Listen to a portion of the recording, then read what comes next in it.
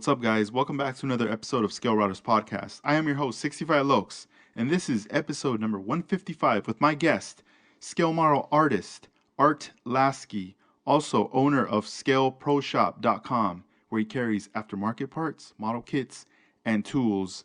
And I cannot forget, he's a curator for a lot of the model car events that go on here in Southern California. You know, I get this question asked all the time. When's the next show? When's the next show? I missed the show. Hey, dude, when's the next show? Well, you're in for a treat because on this episode, we're going to be touching upon the upcoming event that Art has put together, the SoCal Open, going down May 1st. So stay tuned, pull out a model kit, start working, chilling, sit back, relax. Whatever you got going on, let's go. Hey Edgar, Hey, what's up, Art? How you doing? pretty good. How are you? Doing well. Thank you. Welcome to the podcast. Thanks for having me again. I appreciate it. No, you're welcome. And let's start things off with are you excited for this show? It came up pretty fast. Yeah, I'm excited. It did come fast, and so I wish I had more time. But in general, yeah, I'm pretty excited about it. I think we're going to have a really good turnout this year. Yeah, and like I feel like it's gonna be feeling like even like things are getting back to normal because we're getting back to that date of May. Yeah, exactly. So Because I'm really happy about that. yeah, because it was back then you had some interferences obviously with the whole pandemic thing, things being pushed back, and then like the last show that was done, even to now it feels like time just flew by so quick, and now we're just like what, like a month and a half away. Yeah, I can't believe it. It really did fly by quick. I had a lot of things I wanted to do for the show, and it's still going to be a great show. But there were a lot of things I'm just not going to have time to do. But I'm really looking forward to it. Yeah, so this here, I feel like this is like a show where a lot of people go to because it's in the summertime in May, and then also just the location where it's at in the city of Northridge. I mean, it's close to the valley, close to LA, and Mhm. even other parts, of Southern California that, I feel like it's like a meeting ground, definitely, for pretty much even Ventura County, like different areas to go Mhm. there. Yeah, that's true. We get people from all over. The guys that have a little bit of a hard time are the guys from San Diego because it's a pretty long drive for them. They might be willing to go to a show like in Pomona or something like that where it's a little less, but we still get them. We get them coming from all over.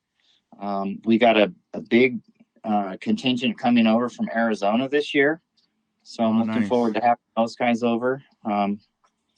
So yeah, I think we're going to have a good turnout. Just if everything I'm hearing is correct. Yeah. Yeah, that's cool. I'm excited to see that because then, people coming from far away from Arizona, they're bringing their cars, and it's just going to be nice to see, a presence of various different cars, and especially, people who have missed previous shows in the past, it'd be nice to see some of their builds there. Hmm. Yeah, for sure. When we had to have the show in the fall last year, we had been postponed, I guess, already twice because we didn't have a show in 2020, and then in 2021 it wasn't going to happen in May. They pushed it off to October, and a lot of people, even though through our best efforts to try and get the word out, I know you help a lot with that. There's still some people that didn't know it was happening at that time of year. They're expecting it to be in May, and when it's not, they don't really know to go look for it.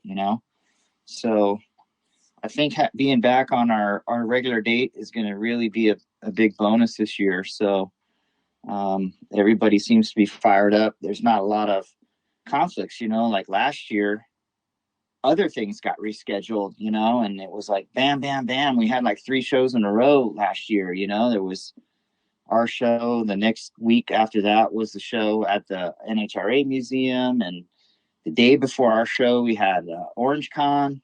So it was just a lot of things kind of impacted us that I don't think we're going to have to bump up against this year. So I think that's going to be real good. Yeah, that's right. I completely forgot about that. There was a lot of stuff going on that weekend and then even the next because I remember even the show at the NHRA. I wasn't able to make it to that one. I was I already had pretty much your show to be at like set because I was going to be Hmm. vending, and after that I didn't have any more plans, and I was pretty much just busy. I was going to be with family. Um, Yeah. but this one here, it's going to be cool because it's in May, and then also even for myself, I like that it's not it's still like a gap between that and like the holiday of like Mother's Day. So you could Hmm. like even anybody, I know a lot of families get together and everything, but it's like May 1st, go to the model show, and then the coming weeks you'll be able to like spend Mother's Day with the family. So Yeah. that's pretty cool too. It won't interfere with anything like that. So this is gonna be the SoCal Open Model Car Show, Sunday, May 1st, 2022, and the event starts at 8 a.m. and it goes all the way on till 3 p.m. And Yep. taking place is at the Rancho San Antonio Boys Home, and it's in the gymnasium where it's located once you get there. And the address is 2100 Plummer Street in Chatsworth, California. Tell us about the details for people that are planning to attend, and also let us know information regarding the pre-registering. Yeah. So on my website, laskiscale.com, I have links to the show. And you could go there and you can download the flyer and things like that. But pretty soon I'm going to have registration up on that site. And basically, what people will be able to do is pre register for the show. And they'll be able to save $5 on the registration. It'll be $15 online and $20 at the door. So there's a little bonus there. But we're also going to have a little special lottery for people that sign up to pre-register. I'm not exactly sure what the prize is going to be, but there's going to be something special for people that take the extra time to do that, because when they do pre-register, it saves us a lot of time. It saves them time, at the door getting signed in, and it's good all around. It helps us fund the show a little bit up front, when they pay up front. So it works out all around. So we want to kind of reward people that do that this year. But you can always, register at the show. That's never a problem, but it's just not the preferred way to go. Yeah, because one of the things too is like pre-registering. It helps a lot, especially if there's like it helps lessen the line, you know, and Yeah. filling out all the information, all the forms, because you got to do it there. But if when you do it pre-registered, it's pretty much already set. So let's just say that somebody at home pre-registers right there online. They're also able to make the payment for their registration to finalize. Yep. They'll be able to send us their information, type in all the information about their cars, all the builds they want, their personal information, just their phone number and email and stuff like that. And we print out all the forms. So when they show up, um, we just hand them the papers, and they go and put their models on the table. No waiting. So it works out. Our people who are helping with the show don't have to deal with, trying to organize the papers and make sure, all the numbers are straight and everything, because it's already printed out. So, That's um, cool. Yeah, I'm like visualizing that right now, and I'm going like that's very easy. Makes a lot of sense. Like to show up, all you're doing is just checking in, letting you know that you're there, and then you get your papers, everything's printed, and you go set it up, and it's not like you have to spend a lot because I've seen, from being at shows where from the distance I'll see friends walking in with their models, and mm-hmm. they're just waiting in line, and they're holding on to their models, and it's like from a distance I'm like, hey, what's up, like waving at them, or just nodding the head, but I know that oh, I gotta wait because they're busy. And then after they get some of the paperwork, it's like I they pass by, hey, what's up, but it's really quick because now they gotta go somewhere, find a spot to fill out all these forms and Yep. get everything going. And then later you see, you see them later as time passed. So I could see this being, convenient for you, but also convenient for them as well. Right. It'll work out both ways because then this way, you do it online, you pay for it online, and at the same time, since you're paying ahead of time, that would also help. So this way, when you're already at the show, you're already paid, and then you don't have to spend like your cash. You could spend the cash, with the vendors or anything else. You have some extra $20 right there, too. Pretty much. Yeah. Nah, that's pretty cool. Like, yeah, I feel like, as time goes on and people do it for the first time, they're gonna Hmm. like the experience and they're gonna want to keep doing it more and more. And then that's just gonna be the norm, pretty much. Yeah. Doing everything like that online, and it makes a lot of sense. So, like, let's just say that online they put, I'm gonna bring 5 models, and Yeah. then like the day of the show, for example, like they decide to bring one more. Hmm. That's pretty much okay, right? Yeah, it's absolutely fine because we'll have paper forms and we'll just add that model number, to the registration. It's no big deal at all. But along those lines, I wanted to mention online, the form will support up to 15 models. And if you do decide to bring more than that, you still want to pre register online, I would suggest printing out the paper form and just bringing those with you Hmm. already filled out. And that would, work fine too, Yeah.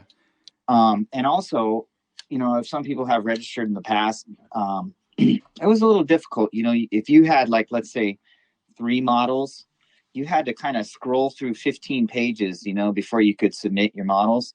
And that was just kind of a function of the Google Forms that I was using on the web page. But I made a change so you don't have to do that anymore. So if, let's say, you have 5 models, then you can submit it and you don't have to go through the rest of the pages anymore. So it's much better than it was last year. Nice, nice. That's cool. And yeah, that was another question I had because I know we have it set as like unlimited model entry, and I was just Mm-hmm. thinking like, man, there has to be maybe like a max because what if someone's like, man, I'm bringing like my dad's collection or something, and it's like 40 model. It's like taking up like all the tables, on the side. It's I always feel like, wait a minute, we gotta make some room for other people too. Yeah, it's funny. Our last show in 2019, we were running out of table space, and then this last show, last fall, I added tables to the display area, and we didn't fill them up. We had fewer models show up, so I'm still going to keep those tables. I think we're going to end up with plenty of space. The space we didn't use in the last show is probably going to get used, but I think we're going to be okay. So yeah, I'm not going to discourage anybody from bringing as many models as they want. If the tables get full, then we might have to get creative. But I definitely want people to bring as many models as they want to. Yeah, and I feel too like doing it online. When you sign up online, you're pretty much it's like you already have that set date and you're gonna be there. Like Yeah, because it's like that's already like you're committing right there at that point. You know, exactly. Hmm. and it's a lot. I just think it's very convenient that way. And also for like the class, you have a juniors that are free. What are the ages? Like at what age does it kind of cap off where you say, all right, this is like the limit where the age of the juniors is? Yeah, that'd be up to 15. Okay, And nice. 16-year-olds and up would be the adults. Except for maybe Leo Maeda.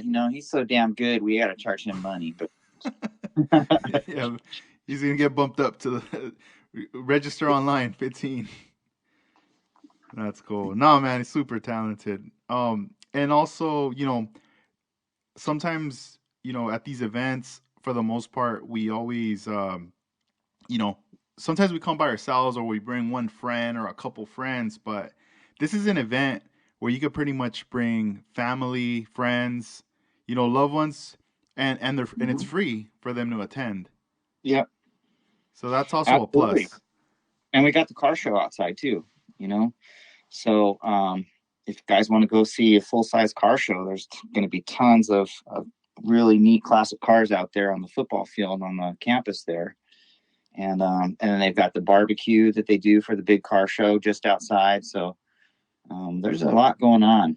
It's a really good time. It's a trip right now that you bring up the barbecue. So in October when I was there with my friend, you Hmm. know, what was crazy is this always happens. Like whenever you're at a show or somewhere, it hits the time where you have to eat. You know, you're hungry, Yeah. and you're like, man, I don't know where to go or what's up. And sometimes there's things, or sometimes there isn't. You know, you have to kind of be like, man, I should have just like packed a lunch or something. But in this situation, I knew that there was gonna be uh food vendors because from previous years, Mm-hmm. and I told my friend like, hey, go check it out, go see what's out there, and then we'll get some food. And he was like, hey, there's this barbecue spot. All right, cool, let's try it out. And it was a trip. Like we ordered like some chicken, Mm-hmm. and when he came back, it was like there were huge pieces of chicken, Really? and it had all the sides and everything. Yeah. And he was saying like, dude, this was like not even like $10. Like it was like less. I'm Really? like, what? I'm on, no. I thought it would be like 15, $20. He's like, nah, dude. He's like, I don't know. He's like, I thought it was just me, but nah, there was other people. They were getting like big pieces. I'm like, dang, that's crazy. So I remember like eating, and it was good. And man, I got full, but I was just tripping out on how much food we were getting for the price, and it was like really really bomb. Um, but I just had to mention it. I don't know. It brought me back because I'm already thinking like, man, for sure I want to hit that spot up again in May. Well, I'm glad to hear that. I remember just, I don't know why, but thinking when I first attended the show before I was involved in it, that the barbecue was kind of expensive, but they probably didn't raise their prices and inflation has taken over everywhere else. So you think it's a good deal now, you know? I know, right? Yeah, and it's cool because there is a lot to do, so you don't feel like you're stuck like in a room. You Yeah. can definitely go outside, check out some cars. If you're hungry, you could get some food. There's places to sit all around Mm-hmm. the area as well. And then on top of that, the parking, it's really close, that area to park Mm-hmm. near the gymnasium. I remember like the first times attending uh parking across, like, where all the entrance where all the cars are coming in for the show. Yeah. I was pretty much parking like across the street from that gate, and I remember just walking up and feeling like, man, this feels somewhat of a walk just because I'm carrying stuff, you Yeah. know. But then when you had mentioned like, hey, there's actually a parking lot on this side if you keep going straight and you go through that other entrance, Mm-hmm. and that was the first time going through there. So when I pulled up and I saw the big lot, I was like, oh man. And then when I was unloading, I was like, dude, this is so convenient. It's just right here. But once I unloaded, it was time to move the car to the parking area. And then cars started to pull up and started, parking all right there. But there was still plenty of space, even though there was like a lot of cars there, but there was still a lot of space. Yeah. I'm hoping that's the case this year. I heard a rumor that the boys' home has leased out some of that land to Amazon. And so You know I what? hope, You're I hope right. that. You're right. Somebody had mentioned that to me at the show at the Model Fest, Uh-huh. because the conversation came up like, when's the next show? That Uh-huh. question always comes up. And then we were talking about the SoCal Open. I was like, the next one will be in May. And then I can't remember the gentleman's name, but we Was were it her geeks maybe? maybe we were talking for a while, and Yeah. he had mentioned to me, we were the location, and then once we mentioned the location, he had mentioned that to me about the Amazon thing, and I was like, oh, what the heck? And I was like, damn, they're like taking over everything, you know, all these like open spots. And I didn't know. I was like surprised. I was like, wow, so they're like leasing that space, like the land. Yeah, I don't know any of the details yet. I still have to call them and find out, Hmm. just kind of get an idea what the situation is, make sure we're going to be fine. But Yeah, but they're having the show, so I mean, they're going to put people somewhere, so we should be definitely. I okay. mean, regardless, I mean, we'll find parking anywhere. It doesn't matter. Like, I'm pretty sure, because even when I was parking like across, there was still like plenty of spots out there on Mm-hmm. that side. So I'm pretty sure. And then plus everyone's getting there early morning, and then it's on a Sunday. I don't think, there'll be any issues with Yeah, that. no, it'll be fine. It should be sorted. Yeah. That's pretty cool. So, I mean, you know, that question always comes up is like, when is the next show and this and that. And Yeah. sometimes, not that it's annoying, but it's almost like, you know, you be promoting stuff for like a long time. The show comes up, and then the next day or two, there's always someone asking, like, oh, I missed it. Like, how could I not have seen it? Or when's the next show? Yeah. And it's like, oh man, you gotta wait till next year now, Yep. you know. And I just feel like, you know, it's um it's not like we're getting shows all the time. You know what I mean? Like, so this is like a show where for sure I want people to come out to and to attend, and just because of all the different things that are going on there, Mm-hmm. you know, and it has a lot to offer as well, and you don't even have to pay a fee to get in. Yeah, exactly. On top of that, because you know, other places, you know, it does happen where you do have to pay a fee when you're going to an event. Yeah. Yeah. Sometimes that's the case for sure. So that is a bonus. That's cool. And if anybody has any questions are regarding the show, where can they reach you at? What would be the best way to contact you? They can go to laskiscale.com and check out there, see if that answers their questions. If not, they can call me directly at 951-233-5276, or they can email me at laskiscale@gmail.com, and I'll be happy to get a hold, call them back or answer their call or whatever it takes to get their questions answered. Nice, nice. And I mean, we you know, we as far as like the show, explain to us regarding like the difference between this show and like other shows that regarding the awards. You know, Yeah. there's other shows. You know, there's some shows where they do like first, second, third place, and then there's other shows where it's more like of a pick. So tell us about for the listeners out there regarding the show on the awards. Yeah, so this isn't a contest per se. It started out as the SoCal NNL, and it kind of just had an NNL vibe where you just display your models. But there were always some awards presented, for different things.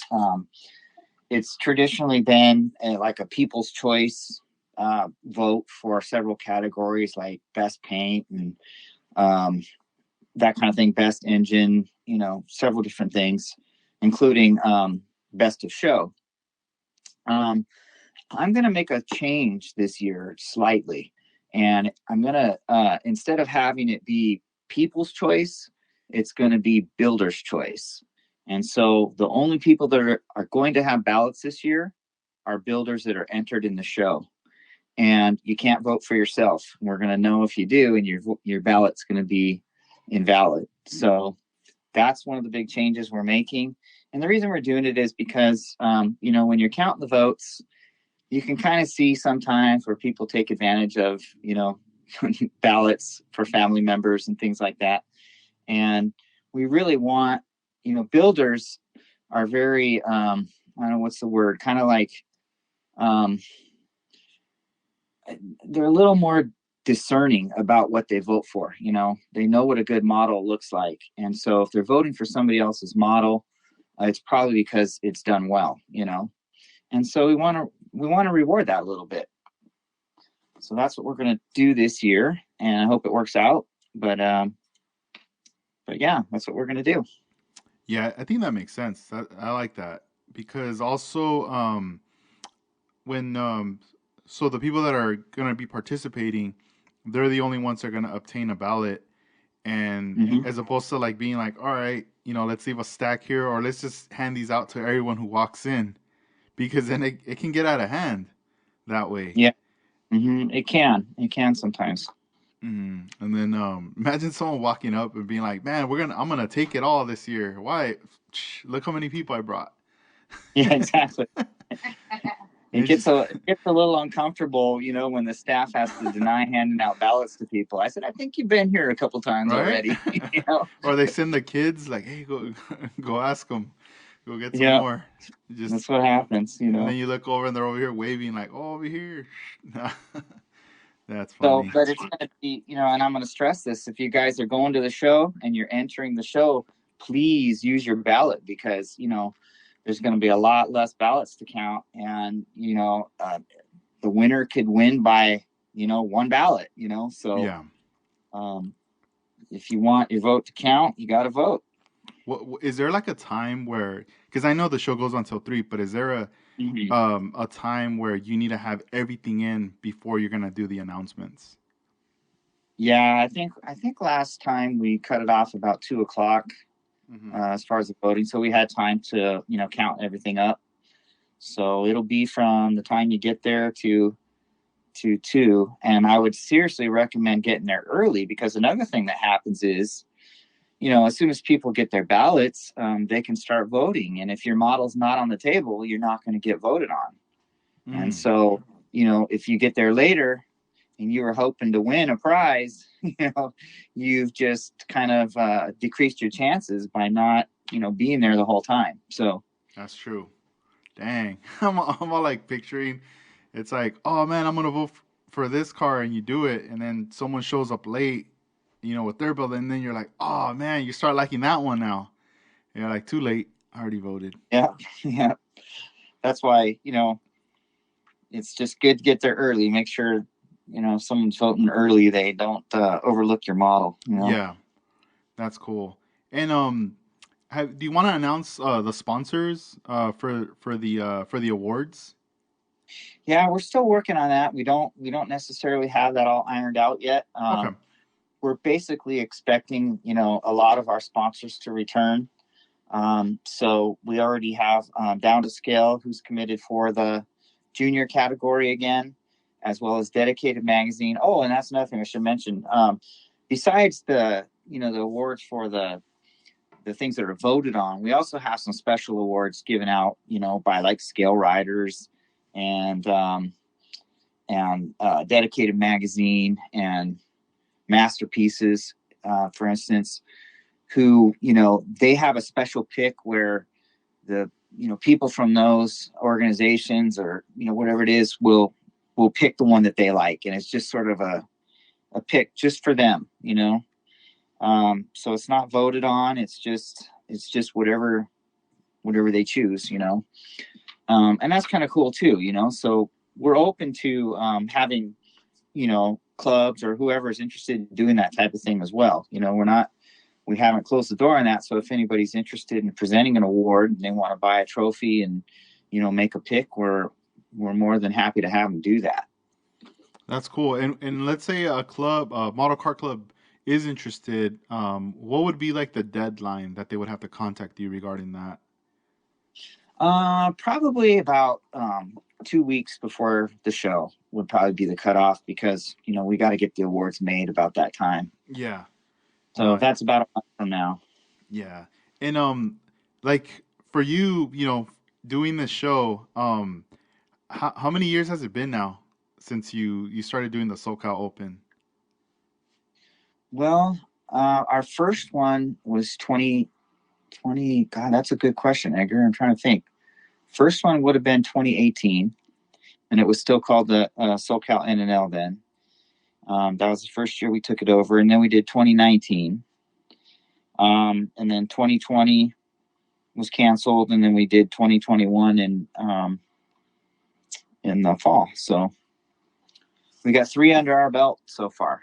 Yeah, and like how does it feel as far as like the things you've learned or like just that experience of doing this event all these years? Yeah, it's fun. You definitely learn things along the way. A couple years we didn't have a sound system. We kind of had a little PA with a mic, and nobody could hear us. So we struggled with that kind of thing. But last year we rented a nice PA system so everybody could hear us. But the funny thing about that is I rented it, and we opened the box, and we didn't get a chance to test it the day before. So um, we go to use it, and there's no microphone. It didn't Oh. come with the system. So you might remember I went Yeah, up and yeah. asked you if you might have one in your car, because you were kind of the guy that might have had one if Yeah. anybody did. Um, Man. And it's I crazy ended because up, if I would have known for sure, like just the night before, I would have brought something because I do have like cables and just portable pieces to use. yeah, I ended up actually leaving the show for about an hour, and I went down to I found Guitar Center that was open and bought one. And finally, by about noon, we had sound. But yeah, that was another thing, another lesson learned there. Always Mm. check and make sure you got a microphone. But I was a little pressed for time last year. I didn't get a whole lot of time to set up the day before. That won't be the case this year. We're gonna have plenty of time the day before to just make sure everything is in order and ready to rock and roll. Yeah, like that night before, is it hard for you to sleep like early, or are you kind of up because you're just, you can't wait for the next day? Well, it's a pretty big job to set up the show. We have the boys who live at the home there who help us set up the tables and stuff. But even after they're done with that, there's a lot of work to be done, getting them all arranged and, getting all the vendors assigned to them. And so by the time we leave that day before, we're just tired. We want to go eat and go to bed, so it's pretty easy to sleep. Hmm. Yeah, man. I Yeah, mean, we're because definitely excited. No, don't get me wrong. We're definitely excited, but we're also very tired. So. yeah, it's a lot of work for sure. Yeah, because I mean, it is a lot of tables, and I mean, flipping tables and opening them, getting them all set up. That stuff does get tiring for sure. Yeah, that's why we put those boys to work. They do all the heavy labor, but then it's just that fine tuning. We got to cover all the tables, with paper, and because they need to be presentable, and we got to hang the banners and figure out where everything's going to go. And it just takes a little while the day before. Hmm. No, yeah. And one of the things I do like is like how you said earlier, it gives that like NNL vibe Mm-hmm. where you're pretty much, you're open to bring, various different types of model cars and not have to be worrying about, like the judging aspect as to, competing. And Mm-hmm. because I know a lot of the times, you know, people can be a little like shy or hesitant to want to enter or participate in an event just Mm-hmm. because they feel in their eye like that their model's not ready, or let's say it's done, but still it's not like the kind of output they want to put. They want to do something better, and they keep holding back like every year. And one thing I liked about like the NNL is that it's such a chill vibe. It's more like just hanging out.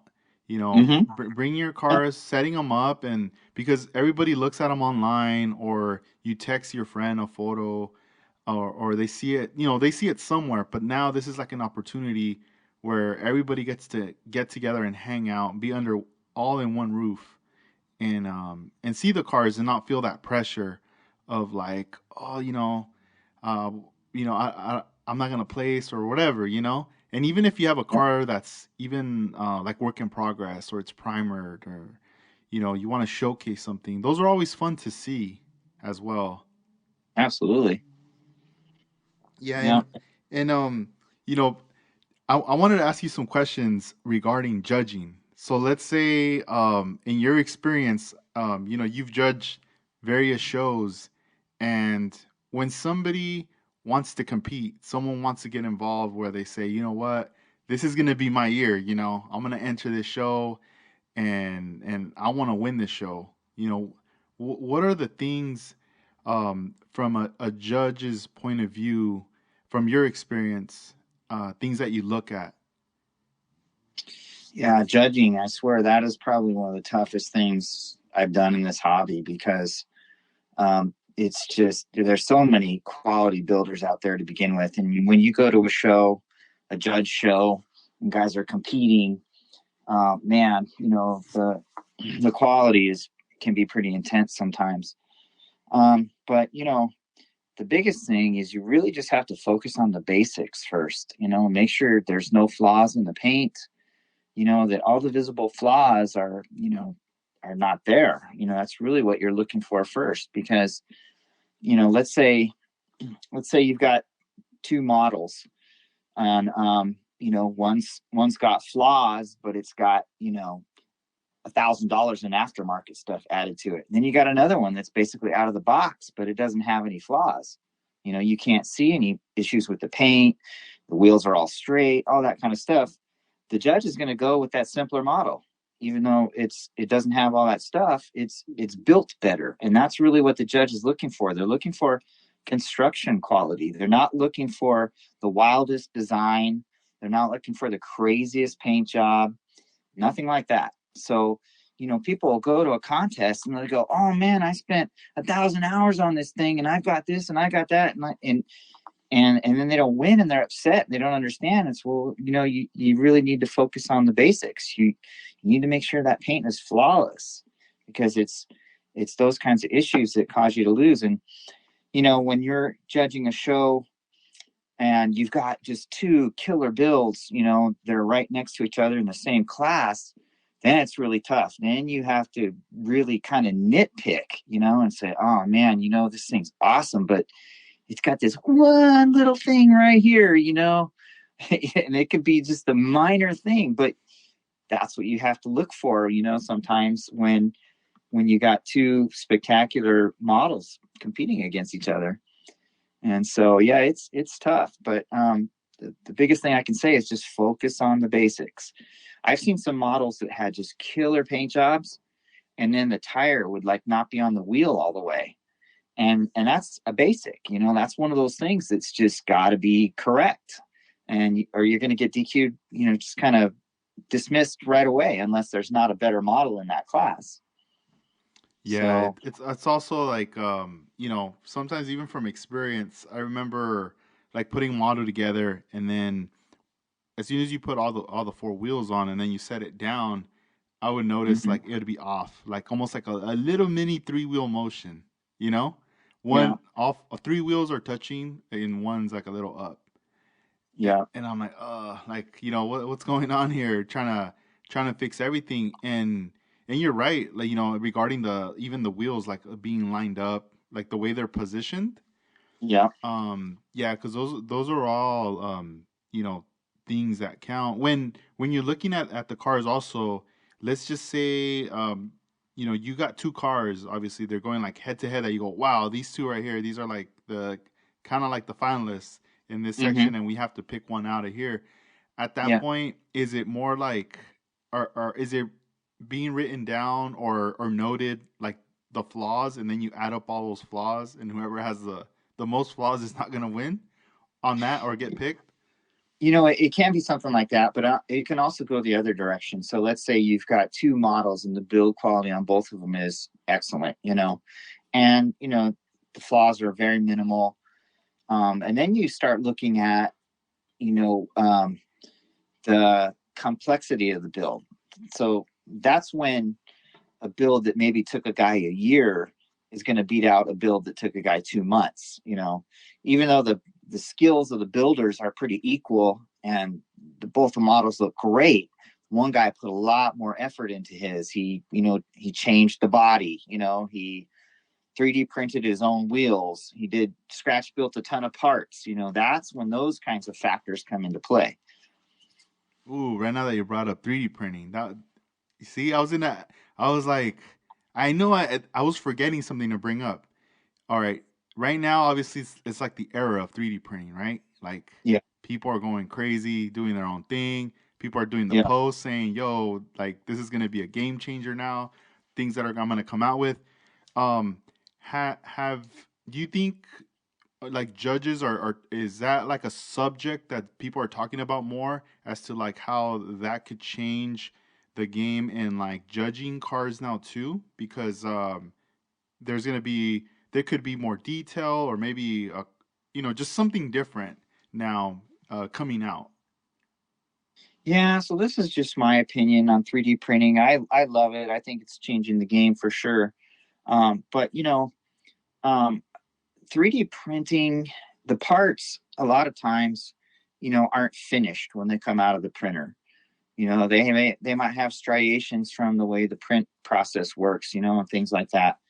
And in my opinion, if I was judging a model that had a lot of those types of things on the parts, that would be a detriment. That would not be in the best interest of the model. Just because you added a part, well, that part doesn't look as good as it could be. You really need to concentrate on sanding out all those ridges and things like that and make it look as good as possible. And then the other factor about 3D printing and judging is like a lot of people are just buying those parts, or even buying a printer and buying the files and printing them. And to me, that's really no different than, buying a box of parts, in a model kit. So where it comes into play as the judge and you're looking at the level of effort, it would be the guy that's actually designing his own parts and printing them and putting them on his model. That's really kind of technically like scratch building in my mind. Yeah, no, you're right. Damn, that's kind of cool. I'm already like thinking, all right, what if like, you did like if somebody did like a head-to-head competition and you get two modelers who, you know, are individually like skilled in model building, but on top of that, they have the skills to 3D print.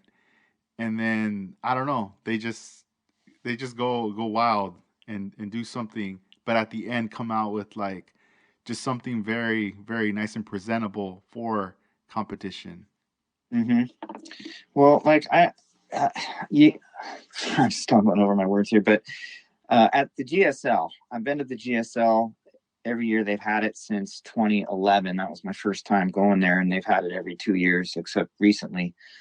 And that's where you just see, kind of like the the best builders in the country coming together. And so a lot of the classes have builds that are definitely of the same caliber, but you have to somehow, find the best build. And what they do is they really stress the use of a build book, so that the judges can go look at the book and see exactly what the builder did, so they can use that to quantify the level of effort that they put into it. You have to kind of demonstrate that you designed this part, or you scratch built this part, or you machined this particular part, or or you modified something and cast it in resin.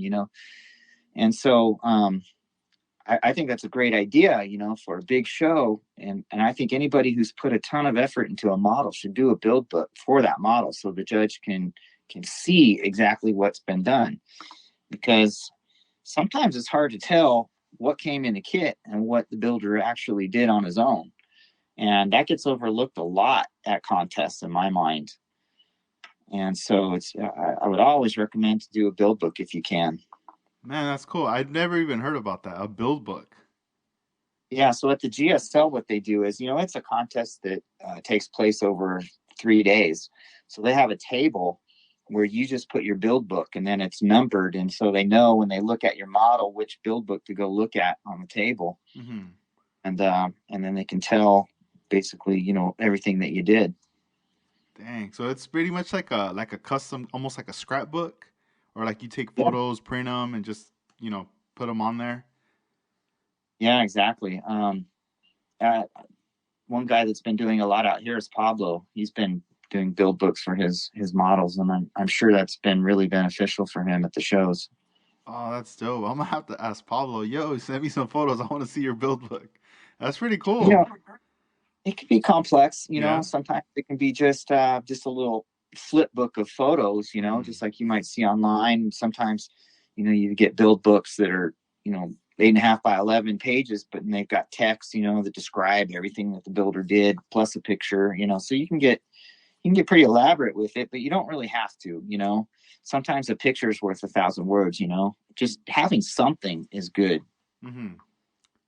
No, yeah. And what kind of words of encouragement would you give someone that has attempted to win and compete, but there's always like that one thing that they feel like, man, this always I don't win it. I don't take it because we obviously don't want anybody to want to like just quit based on that.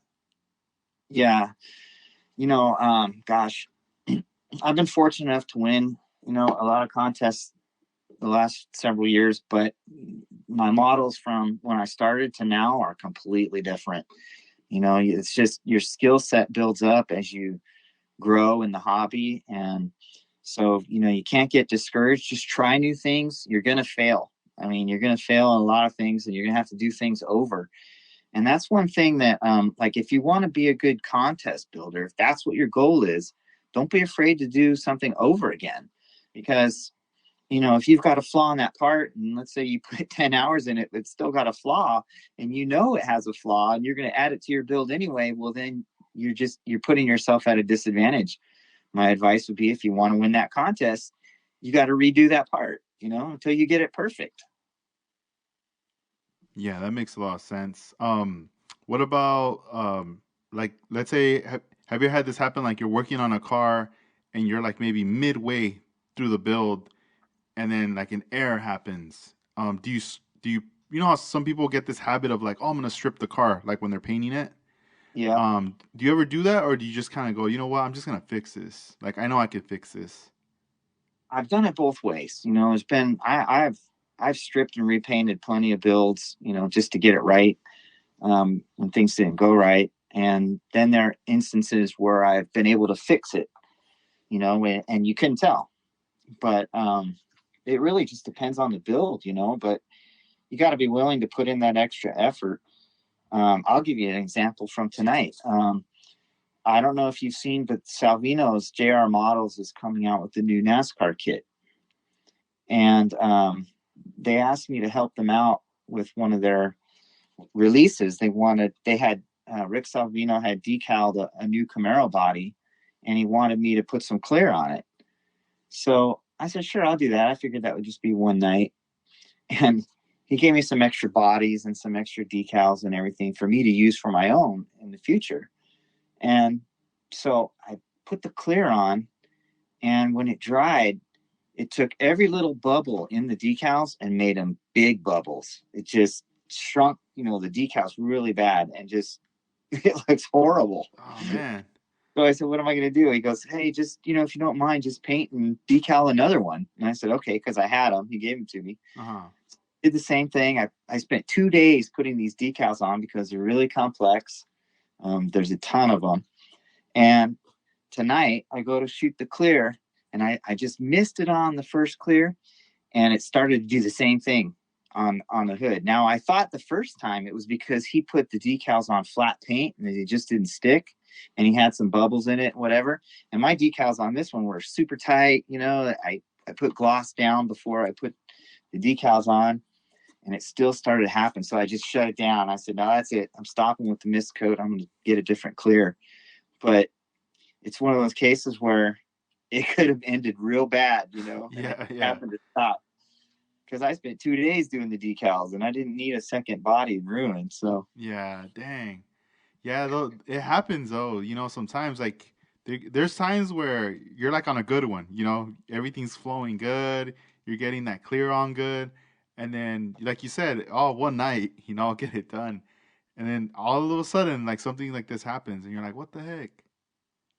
yeah, and it was a different clear. I had never used this clear before until I cleared that first body, and I just thought it was because of the fact he put the decals on flat.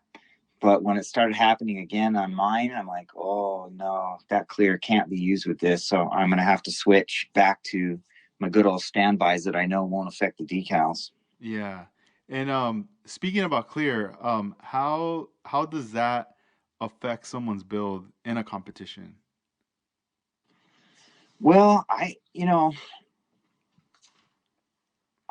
like clear coating. I like clear coating over decals. There's some debate about that on race cars and things like that. But um, I think it's not really so much the clear coat as it is just the smoothness of the finish. I've had paint jobs that I've used just plain enamel, like Tester's enamel on.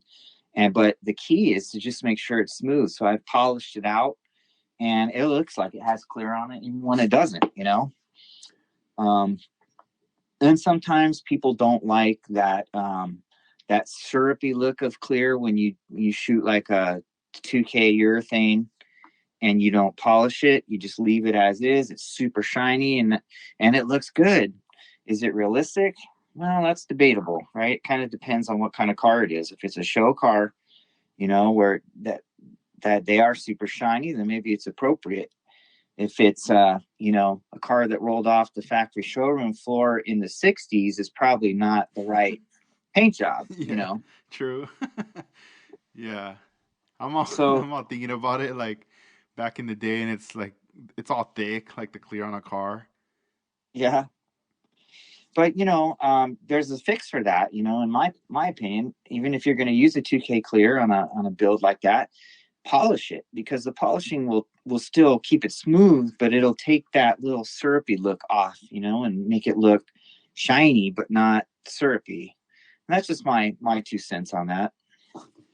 No, it's good to know because I mean I feel like awareness needs to be brought in a lot of these, things that are going to help someone is to consider when they're working on their car and they decide, I want to compete. I want to, you know, enter and my goal is to win this show, because it's crazy like getting into that mentality, like the competition aspect. But I also could see how someone could get discouraged and like you said, they think, man, I spent all this money or I put all these parts into this or all this time, and it's almost like that expectation is there, but there's something else that they should be looking at as well. Yeah. Well, my other word of advice would be, don't get too caught up in the results. Go to have fun, enjoy the camaraderie, because you could have the best model in the country and you could still lose a contest just because a judge likes a different color on another model. You just never know what you're going to get with judging, and you're not going to win them all. So just go to have fun, and everything else is gravy. Yeah. And what are your plans are for this year for 2022? Well, we got the SoCal. After that, I'm going to be heading. Actually, before that, I'm going to head over to Arizona for the Desert Scale Classic. I think that's in later April. I want to say like 23rd, 24th, somewhere around there. I'm not really sure.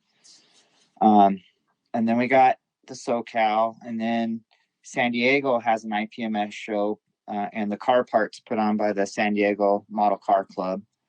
And that's a fun show. It's in a hangar down there, and I've been going down there the last several years. And then in August, there's a IPMS show in Las Vegas. So I'm going to head over for that. I've made a lot of friends over in Vegas lately, and really enjoyed the IPMS Nationals last summer. Had a good time over there. So we'll be heading over for that. And then we got Cruising for a Cure in September at the Orange County Fairgrounds. And then you've got the Spirit of Speed in November.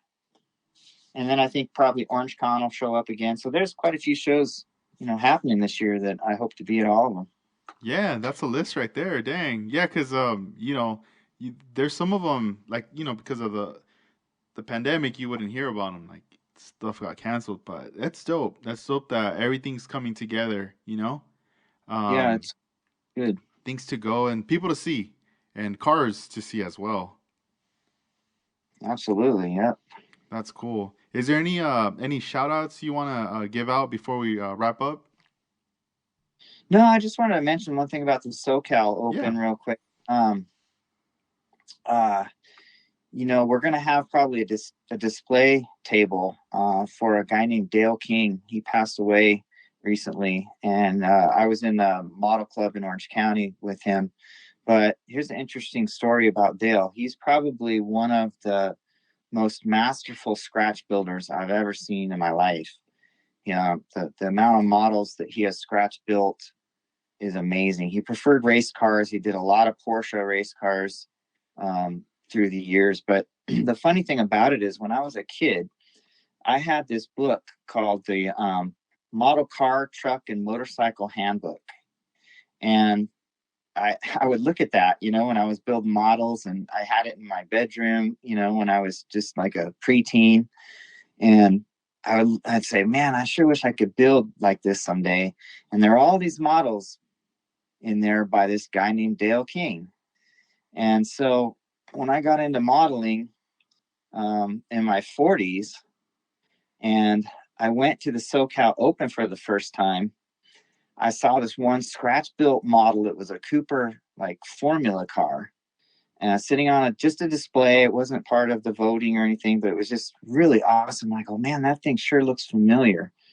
And it said built by Dale King, and I didn't connect the dots. And then I got home and I'm like, wait a minute, I've seen that model in that book that I had when I was a little kid. And That's cool. so I ended up meeting Dale, and I went to this Orange County meeting, and he would be there, and got to know him pretty well. And he was just a really cool dude, always willing to share, his ideas and talents and things like that. And so it was really sad to lose him. So we're going to have a display of Dale's models at the SoCal Open this year, for people to see just the level that that's attainable if you keep working at this hobby. Yeah, wow. Yeah, rest in peace to Del King. Yeah, right now I'm on the computer and I just did like a quick search and I'm seeing one of his 124 scale McLaren. Let me see here. Let me zoom in more. It's a M6A. It's a yellow. It looks really nice. And there's these Mm. other ones too that are popping up on the Google search here. Man, he was a resident here in Southern California. Yeah, he lived in Orange County, somewhere like around the Huntington Beach area, I think. So that's where I met him. Was in that area. There was a car club that a model car club that met once a month, and I worked in Orange County for a while, so I would go over on a Friday night, and hang out with those guys, and yeah, he was a big part of that group. Oh, that's cool. Yeah, I'm looking forward to seeing that there. Yeah, rest in peace to him. And I feel like he did his part. As far as like he inspired you, and he also shared some information with model building. So that's awesome that he did that. Yeah, and I guess I will give a shout out. You had Dutch on a couple weeks ago, Oh and yeah, yeah. Dutch is an old friend, and he really helps me out a lot at the shows, and he helped me out at the last SoCal, and he'll be a big part of it this year too. So want to give him kudos for always chipping in to help. The guy's a big help. He's been helping me out at the go kart races. I've been racing go karts this last year, and he's been my pit guy, best pit guy I ever had. So Oh, that's give Dutch cool. a shout out there. Yeah, hey, he was like hosting right at the last show. I feel like I saw him on the mic. Yeah, he was on the mic. I had him doing the raffles. So Yeah, there you go. That's cool. Have him on again. That's pretty yeah, cool. he did good. It was entertaining. That's why when he was on there, I was like, oh, that's pretty cool. Yeah, he's become just a phenomenal builder. His work with the 3D stuff is blowing me away. So Yeah, I it's hope when I get to crazy. that, I'm going to lean on him a lot and figure out Mm-hmm. how to do that stuff. Yeah, shout outs to him. That's awesome. No, that's cool. Well, hey, Art, I look forward to May 1st. Everyone out there listening, the SoCal Open Model Car Show, Southern California, Sunday, May 1st. Be there. We'll be posting it on the show notes and also spreading the word online. Let everybody know. And please sign up online. Please pre register. Yep. Thanks, Edgar. Appreciate that. Yeah, no, you're welcome. And also plug in the website where people can sign up. Yeah, it's just laskiscale.com, LASKISCALE.com. You'll see, some references to the show. Just click on that. It'll take you to the show page, and then we'll have the registration up very soon. I just need to run a couple tests, and then we're going to be turning it on. Cool. Awesome. Well, keep me informed and we'll spread the word. Okay, Art. Awesome. So I'll see you May 1st. Have a good All right, night. Edgar. You too. Bye-bye. Thank you. Take care. Bye.